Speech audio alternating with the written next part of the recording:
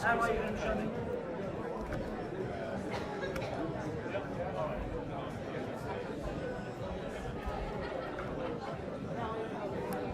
Well, are we all on time? That should be starting soon. Okay. Yeah, it's a 3 minutes or so, yeah. I've tested them already. We tested them. Yeah. We're all good?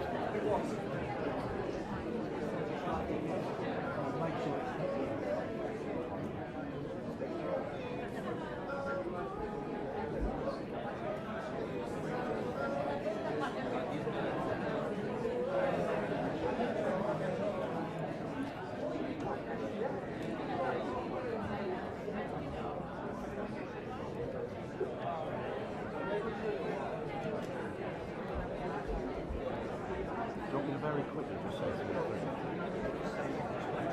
Fine. Need to get them guys to do the podium. Okay.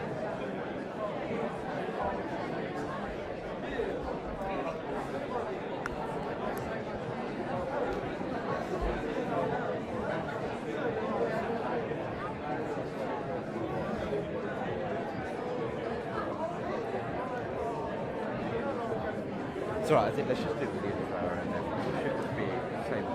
It's the same for you. Yeah. No, you've got me going.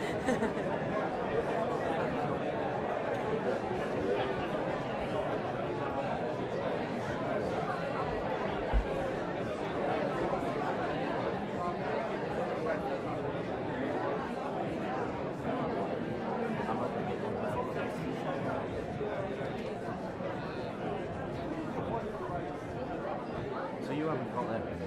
No, when it comes to that time, we've got the cutaway camera. Yeah. I'll reach forward for you.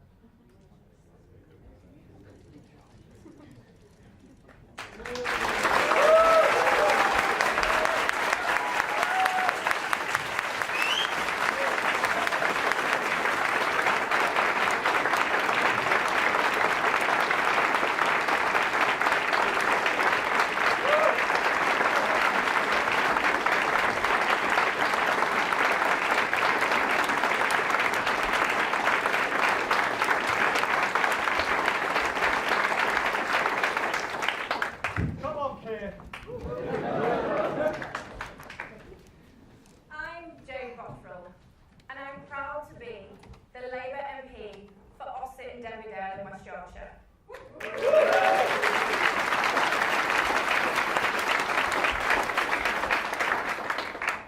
I've spent the last few months in Wakefield knocking on more doors than I could possibly count.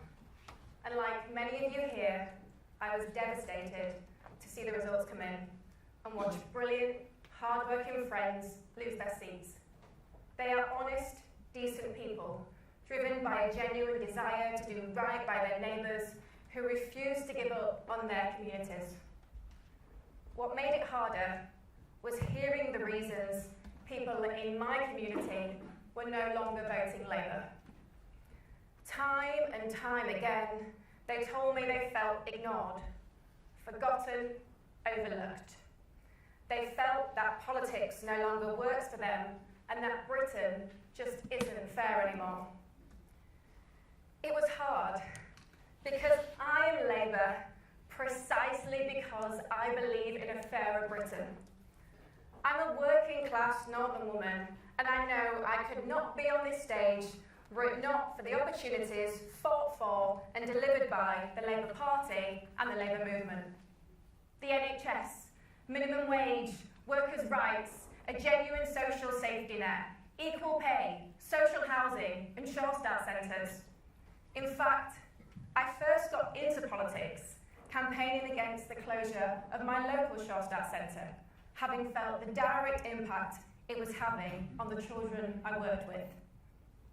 When I started campaigning, it was clear to me then, as it is clear to me now, that the Labour Party is one of the greatest vehicles for changing the lives of working people this country has ever known.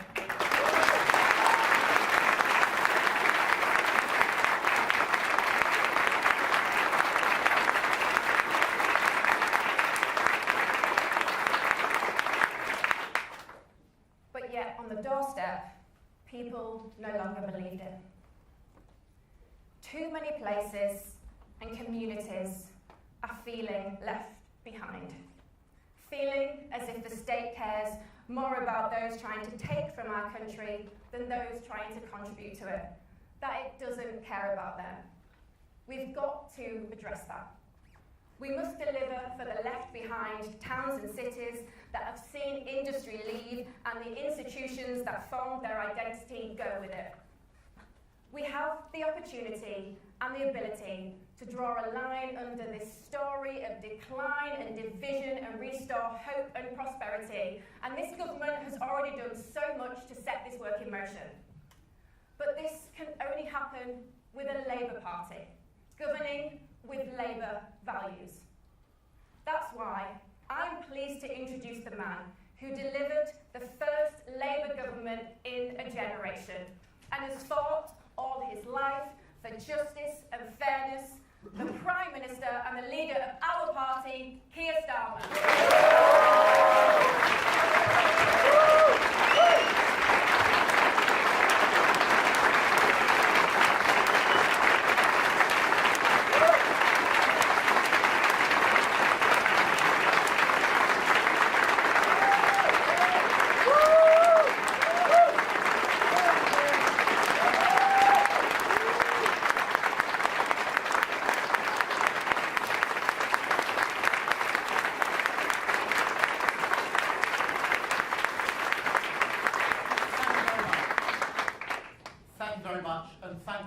Jade, they were such powerful words. Thank you for that introduction. The election results last week were tough, very tough. We lost some brilliant Labour representatives. That hurts, and it should hurt. I get it. I feel it. And I take responsibility. But it's not just about taking responsibility for the results. It's about taking responsibility to explain how, as a political and electoral force, we will be better and do better in the months and years ahead. Because we are not just facing dangerous times, but dangerous opponents, very dangerous opponents. This hurts not just because Labour has done badly, but because if we don't get this right, our country will go down a very dark path. So just as I take responsibility for the results, I also take responsibility for delivering the change that we promised, for a stronger and fairer Britain that we must build.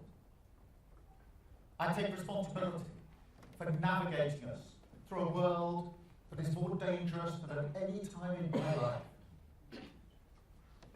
And I take responsibility for not walking away, not plunging our country into chaos as the Tories did time and again, chaos that did lasting damage to this country. A Labour government would never be forgiven for inflicting that on our country again.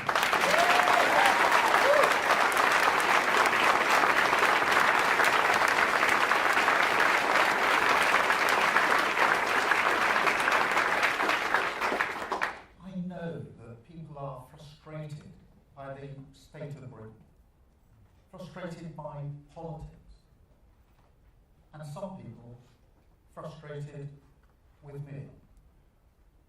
I know I have my doubters, and I know I need to prove them wrong, and I will.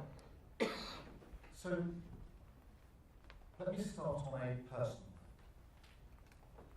Like every Prime Minister, I've learned a lot in the first 2 years in the job. In terms of the policy challenges that our country faces, incremental change won't cut it. On growth, defence, Europe, energy, we need a bigger response than we anticipated in 2024. Because these are not ordinary times. And this is a political challenge just as much as it's a policy challenge. Delivery is, of course, essential, but it's not sufficient on its own to address the frustration that voters feel. We're battling reform and the Greens, but at a deeper level, we're battling the despair on which they prey, despair that they exploit and amplify. And so analysis matters, but argument matters more. Evidence matters, but so too does emotion. Stories beat spreadsheets. People need hope. So we will face up to the big challenges, and we will make the big arguments. The Labour case, that only Labour values and Labour policies can ensure our country not only weathers these storms, but emerges stronger and fairer. And the Labour case, that neither Nigel Farage nor Zach Polanski offers our country the serious progressive leadership that these times demand.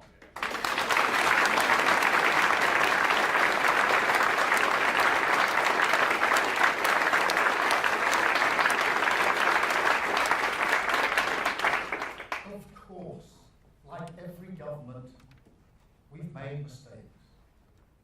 But we got the big political choices right. I mean, if we'd listened to the advice of other parties, right now we'd be stuck in a standoff with Iran, having been dragged into a war that is not in our interest, and I will never do that.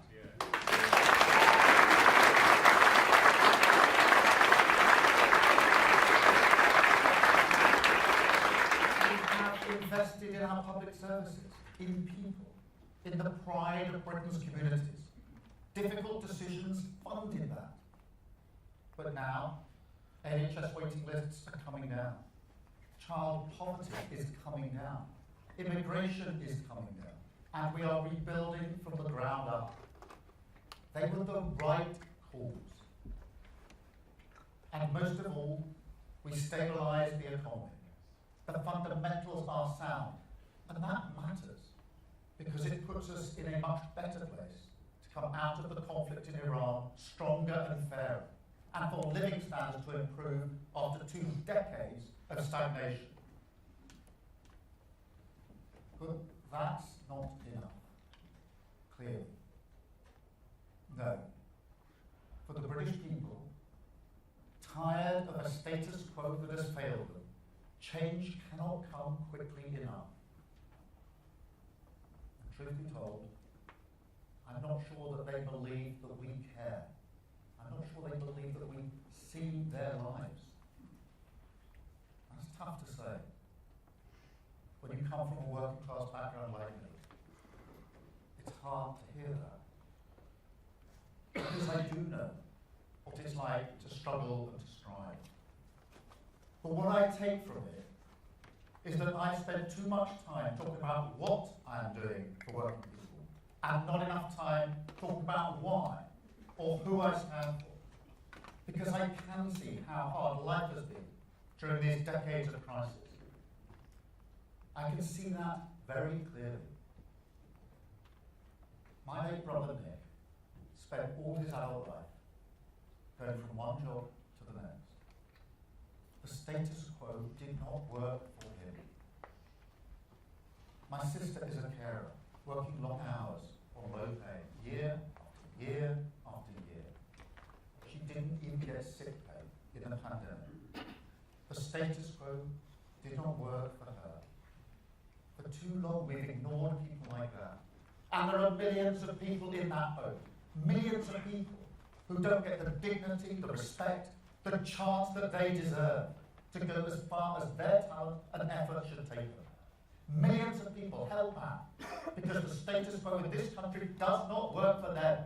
I am fighting for them. We are fighting for them. I am their Prime Minister and this is their government.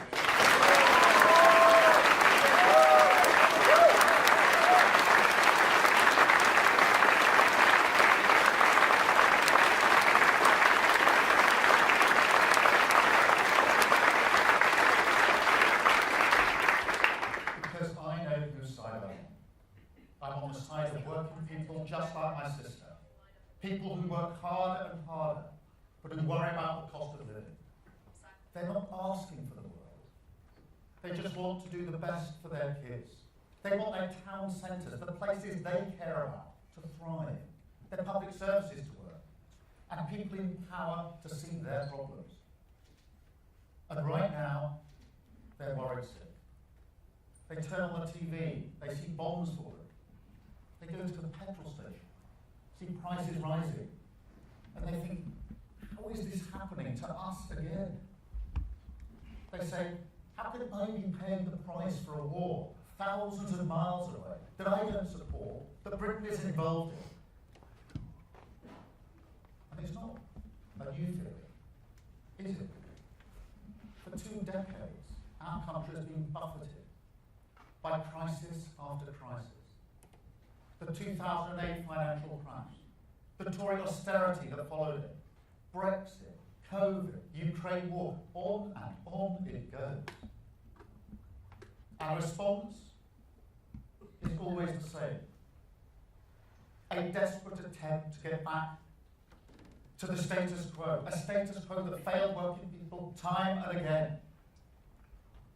Our response this time must be different. A complete break. We must make this country stronger, take control of our economic security, our energy security, our defence security, and we must make this country fairer.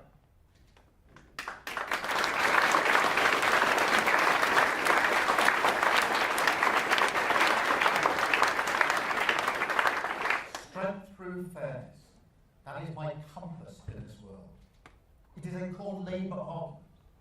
And in the coming days, you will see those values writ large in the King's speech.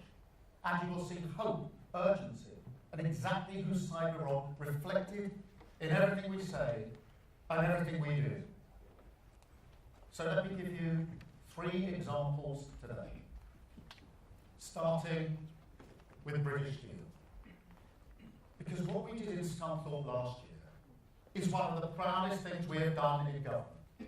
That plant was hours away from closure, and that is thousands of jobs gone, an entire region decimated, Britain's security exposed, and so we acted. Parliament was in recess, but it didn't matter. As a united Labour Party, we passed emergency legislation and we took control.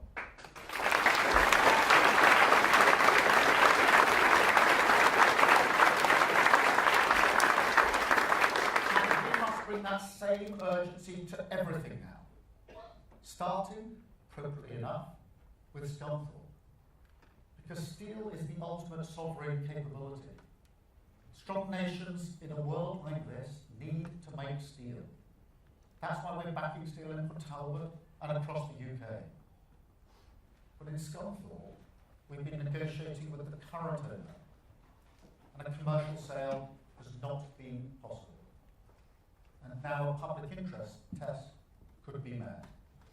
So I can announce that legislation will be brought forward this week to give the government powers, subject to that public interest test, to take full national ownership of British steel.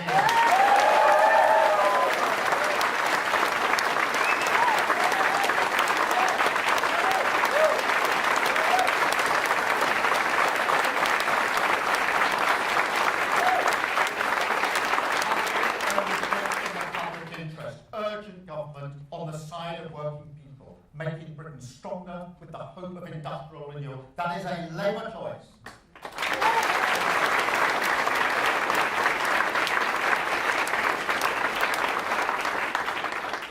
Second example, Europe.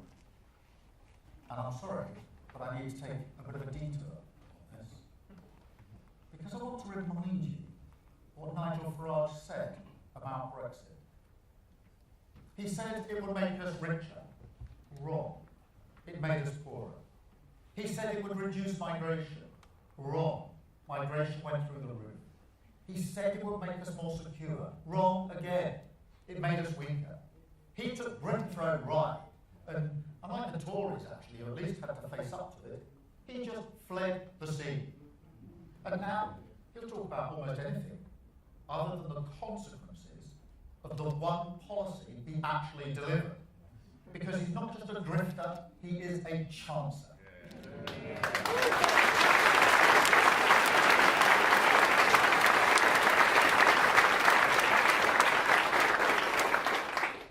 And so at the next EU summit, I will set a new direction for Britain.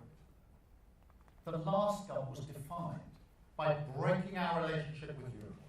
This Labour government will be defined by rebuilding our relationship with Europe, by putting Britain at the heart of Europe. So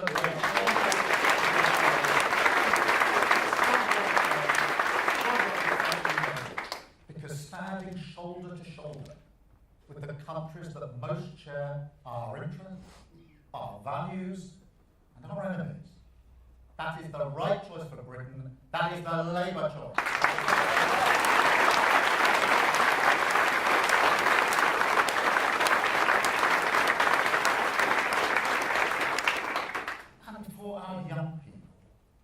Also something more, because Brexit snatched away their ability to work, to study, and to live easily in Europe.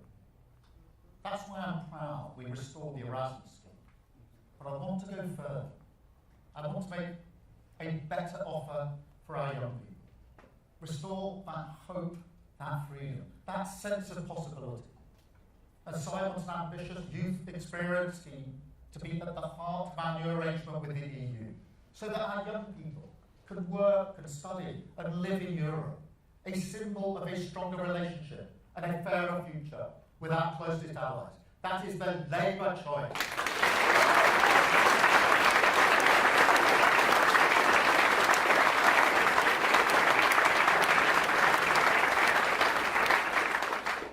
And third, the greatest hope.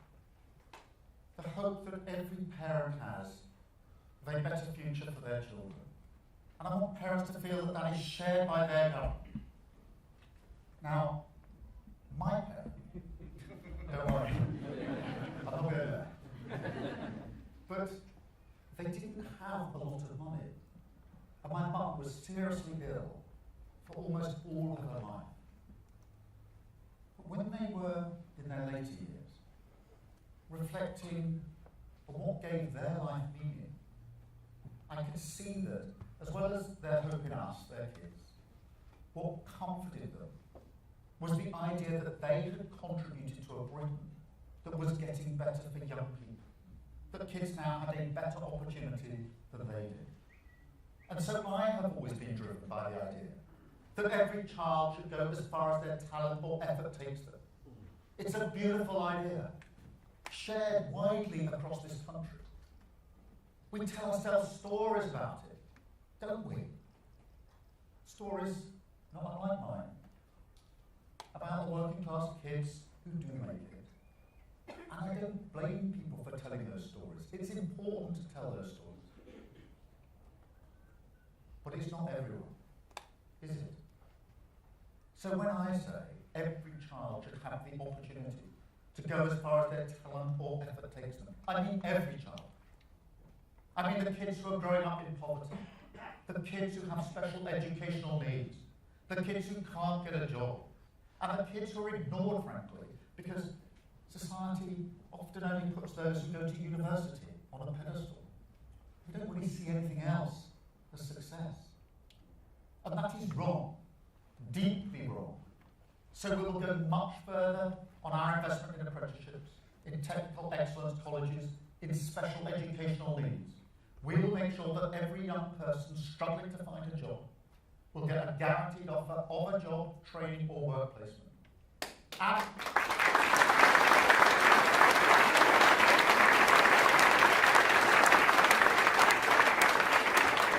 we will go much further with our Pride in Place programme. Back the millions of people who give their time and their effort to young people in their community. We will back them, not just with money, but with power. And we will make sure that kids whose talent lies with their hands, kids who go to college, kids ignored by the status quo, because politicians' kids don't go there, they will finally get the respect that they deserve in a stronger, fairer Britain. That is their aim.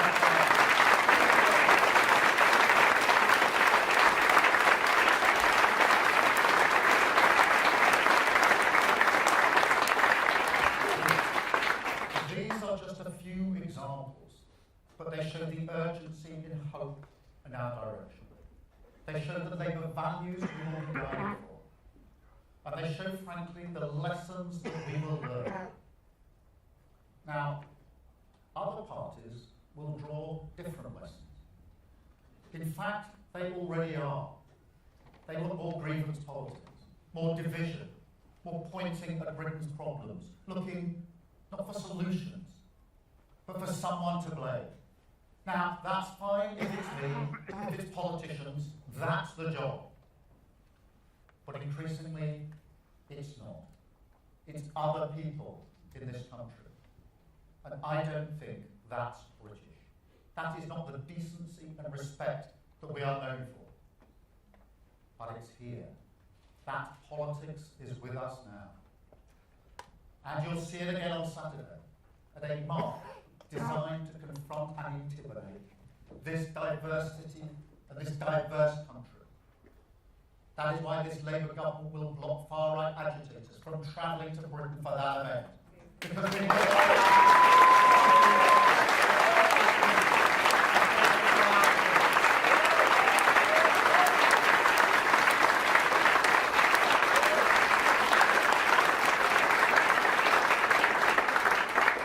This is nothing less than a battle for the soul of our nation. I want to be crystal clear about how we will win.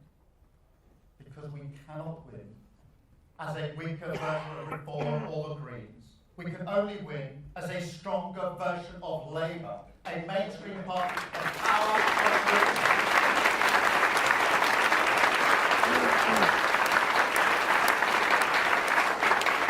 I will be really clear on this, because I will never stop fighting for the decent, respectful, diverse country that I love.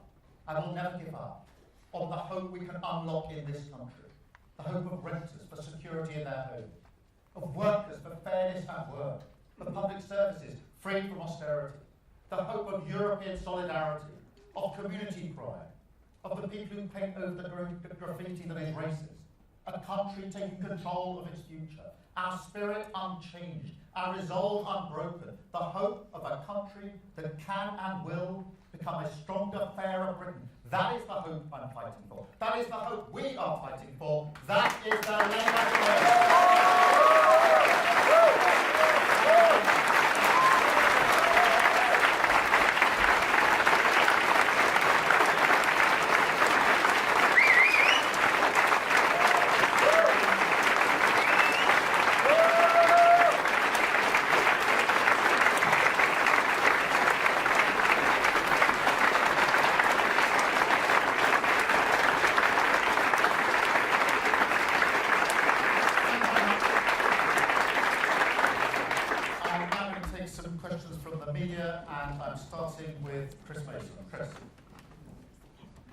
Labour Chris Mason, BBC News.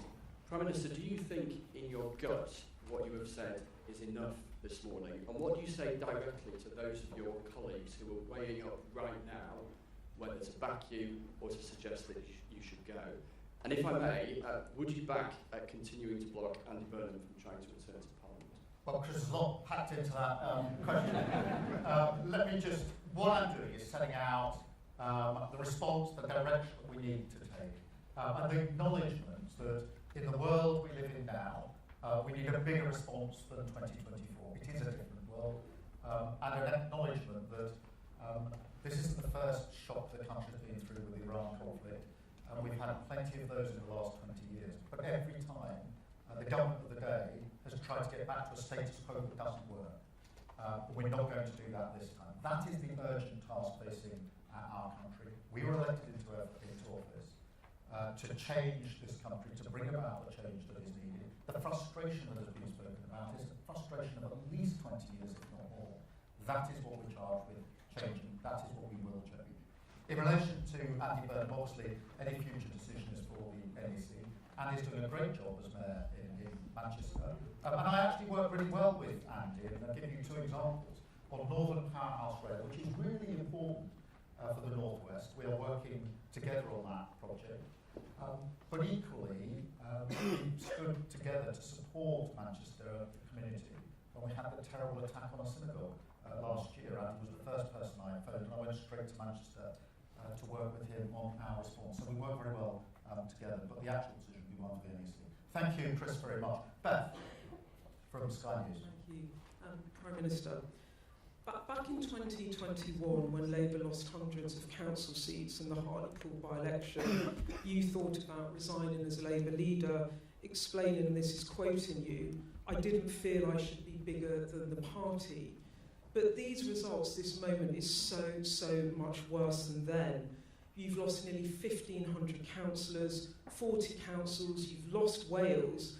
Haven't you, for one moment, thought you should step aside in the interests of the party and country?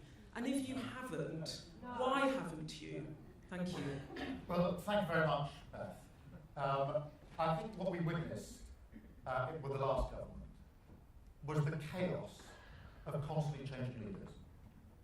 And it cost this country a huge amount. A huge amount.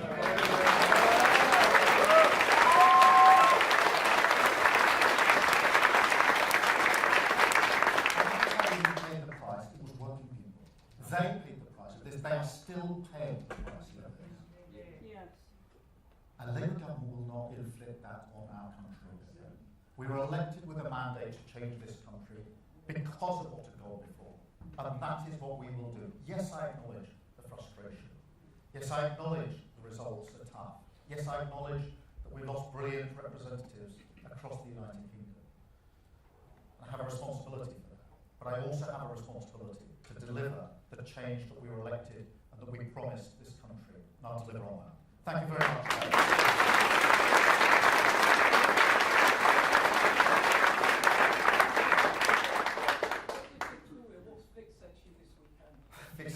Thick as a rock, and we talk everything through together, as you know. Robert Peston from ITV. Prime Minister, these were arguably the worst election results for Labour in 100 years.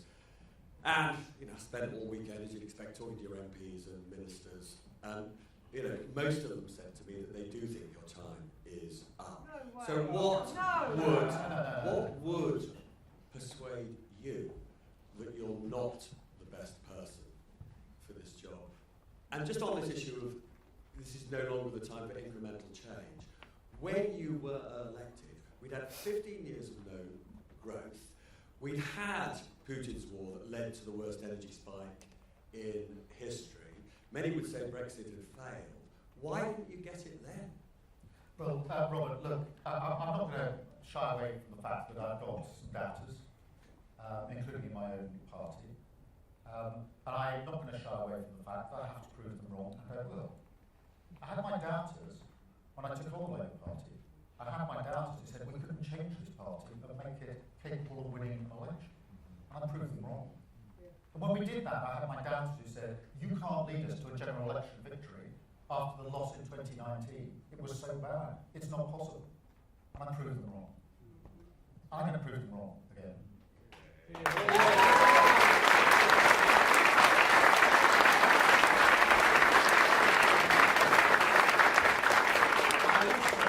A deep sense of personal responsibility to deliver on the mandate that we won at that 2024 election. The first Labour government for 14 years that had to come in and clear up the mess and build a better Britain.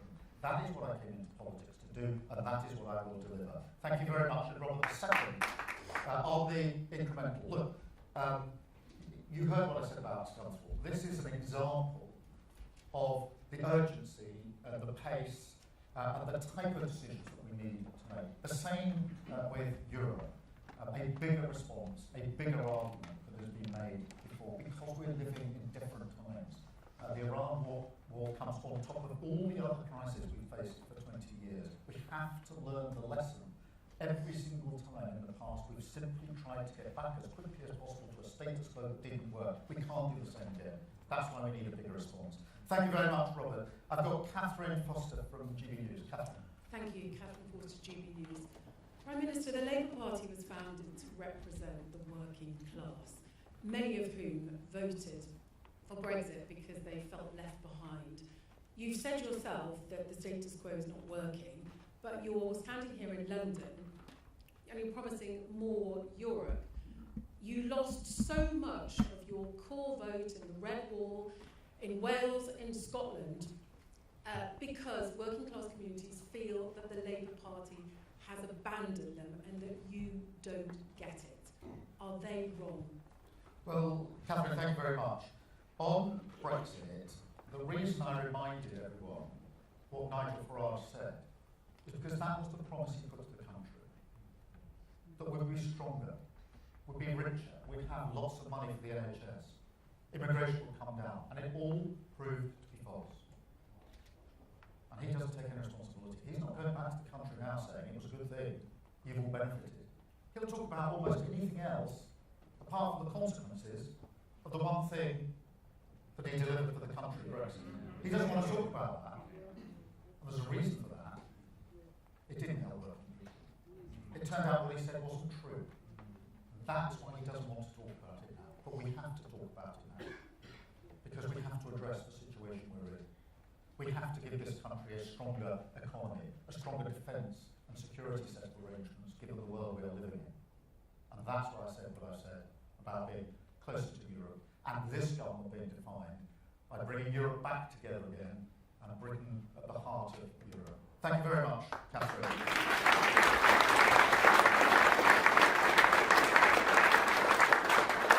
I've got Pippa from The Guardian. Pippa. Prime Minister, I've got a specific question for you and a wider one, if I may. The specific one is, if one of your MPs launches a contest, a leadership bid against you, will you fight it?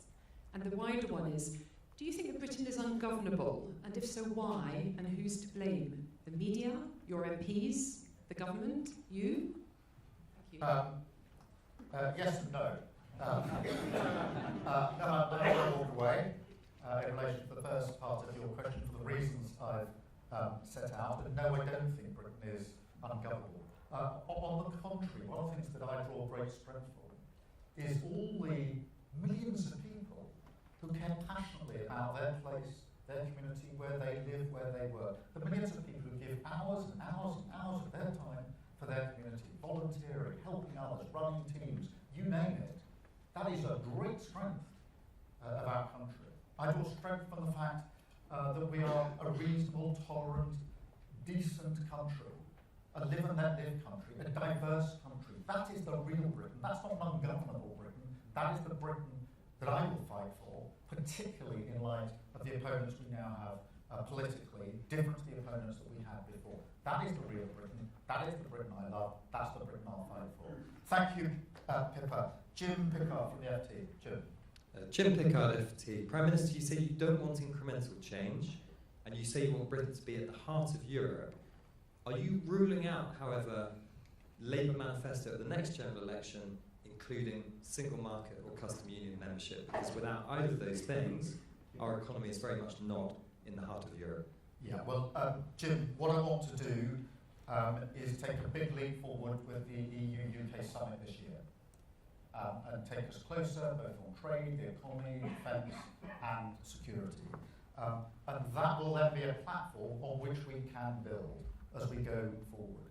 But as we do that, I strongly believe we've got to turn our back on the arguments of the past, not open old grievances, but look forward together to how we make this country stronger, how we make this country fairer. And so that's the approach that I will take. I've got Audrey from the Times. Audrey.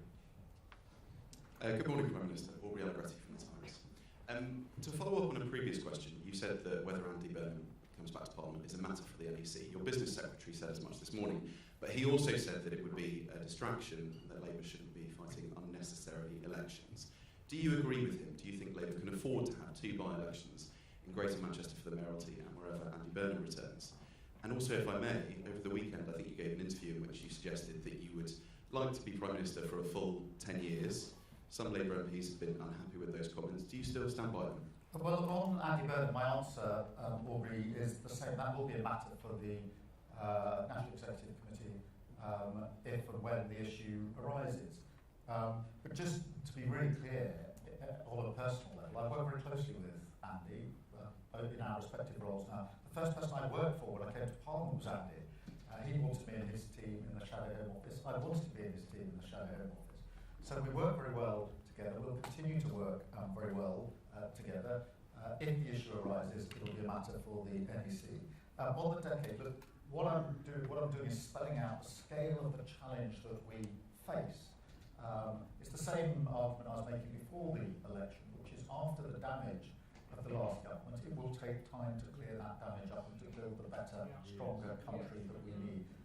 And that's the decade that I've been talking about. Look, do I recognise that we've got to turn this around? Yes, of course I do. Do I realise that we've got to respond to these elections in the way I've set out in the speech I gave a moment ago? Yes, of course I do. And what I've done today is set out how I intend to address that task. Thank you very much, Aubrey. I've got Sophie from the Mirror. Hi, Sophie Husselson from the Mirror. Thank you, Prime Minister.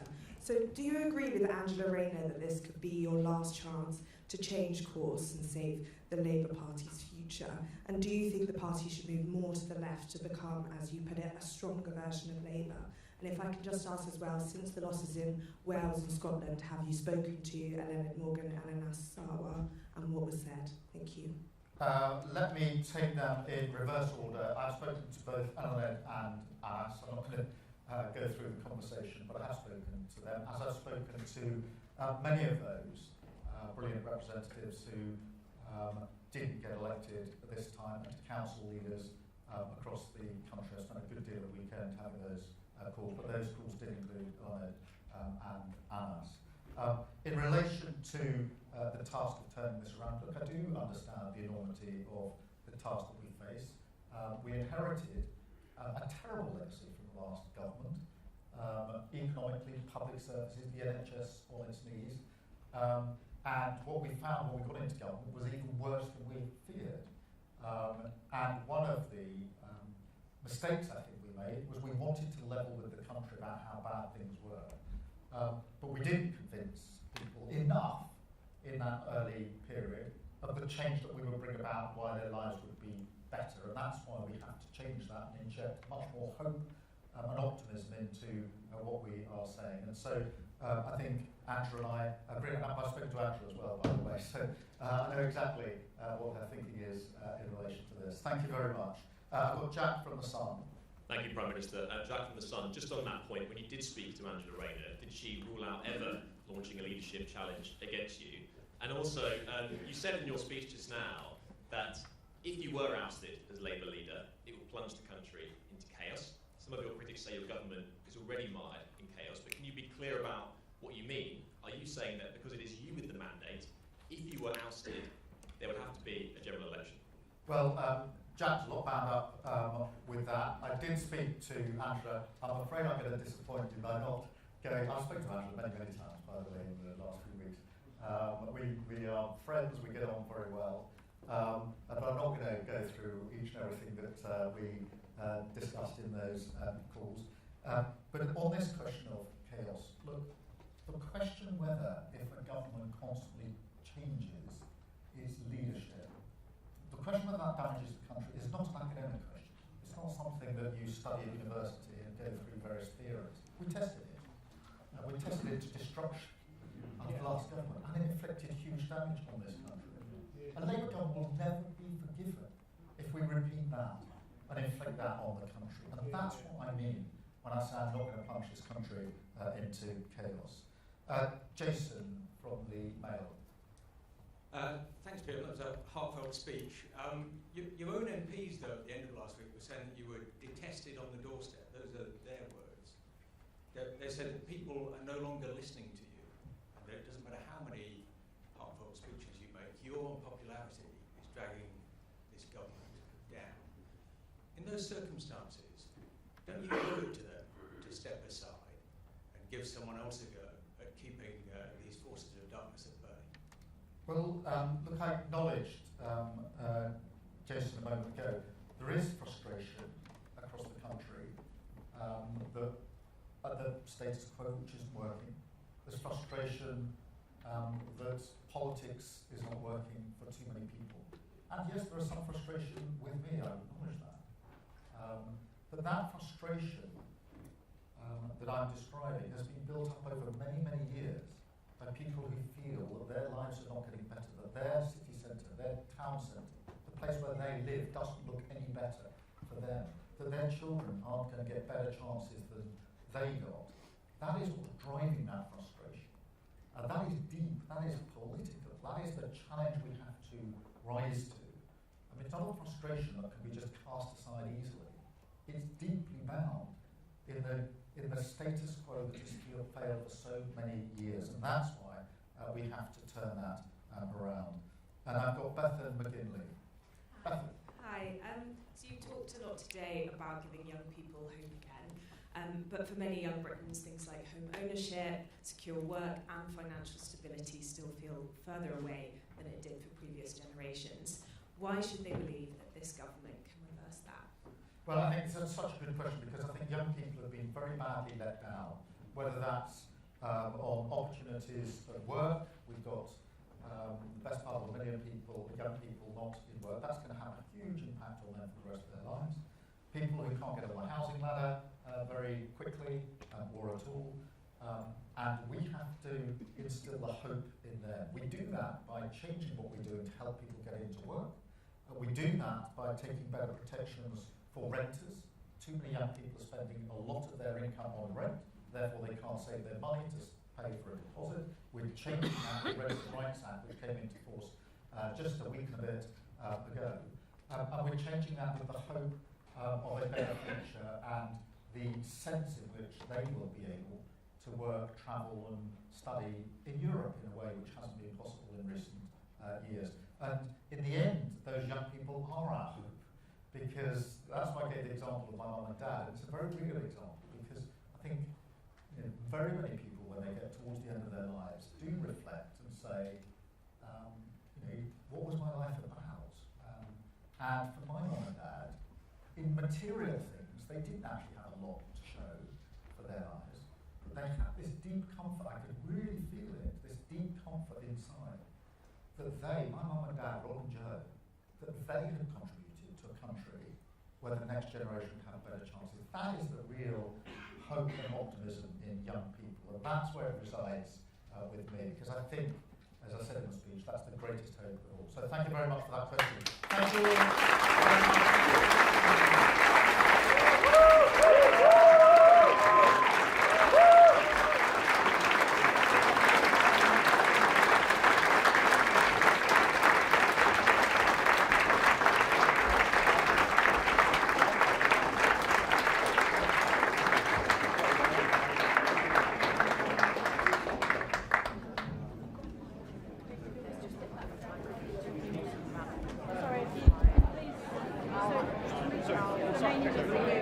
Yeah, I think it might be easier. I can see Robert's talking to them.